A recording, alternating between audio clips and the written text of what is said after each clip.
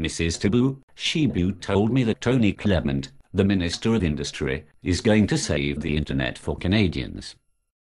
Really, Nibu? Whatever did she mean? Well, Mrs. Tibu, apparently Tony Clement instructed the CRTC to review its decision regarding usage-based billing for independent internet service providers. He did it by issuing a tweet. You don't say. Government by tweet. What a novel concept. Yes. After 18 months of hearings, and who knows how many submissions by industry experts, the CRTC finally decided that the independent internet service providers would have to begin to use usage-based billing, just like the telcos and cable companies. But Tony Clement put a stop to all of that, with just one tweet. The Tony Clement, he's such a twit. Mrs. Tibu, I think you mean tweeter. Someone who uses Twitter is known as a tweeter. Don't correct your teacher, Nibu. Sorry, Mrs. Tibu. Anyway, the CRTC said that it would postpone the implementation of its decision and would review it. But Tony Clement, the Minister of Industry, all but said that the decision was dead. Deader than a cat left outdoors overnight during an Edmonton blizzard. Quite right, Nibu.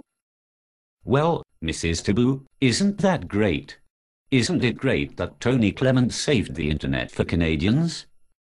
Well, Nibu, I'm afraid I can't comment on the wisdom of the CRTC's decision. It's a complex issue, too difficult to comprehend for cartoon characters such as ourselves.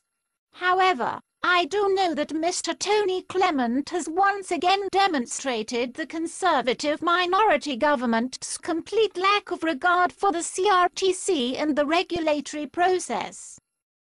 What do you mean, Mrs. Tibu? Well, this is the second time that Mr. Tony Clement has reversed the CRTC decision, not because the CRTC made an error, but because the Conservative minority government was pandering to the Canadian electorate. What do you mean by pandering to the Canadian electorate, Mrs. Tibu? They sucking up to Canadian voters, Nibu. Okay, I see. Pandering is the polite word, right? You are correct, Nibu. What was the other time, Mrs. Tibu? The other time was when the CRTC ruled that Wind Mobile, the new mobile licensee, violated Canadian ownership requirements for telecommunications providers. The CRTC ruled that Wind was effectively controlled by a ROSCOM, but the Conservative minority government overturned this decision, once again not because of any errors in the CRTC's decision, but to suck up to the Canadian electorate. Is that a bad thing, Mrs. Tibu? To blatantly pander to the Canadian electorate? Yes, Nibu, it most certainly is, especially when the government undermines the authority of the CRTC. What was the point of allowing the CRTC to go through 18 months of hearings and wasting the time of countless industry experts if the Conservative minority government was just going to make their own decision? And through a tweet, no less. It makes a mockery of the whole process. It's just one small step away from dictatorship.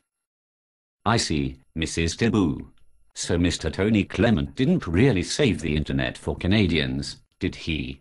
He just tried to make sure that the Conservatives were re-elected again. Right. That's right, Nibu. This decision was just another example of the Conservative Party making decisions in their own naked self-interest.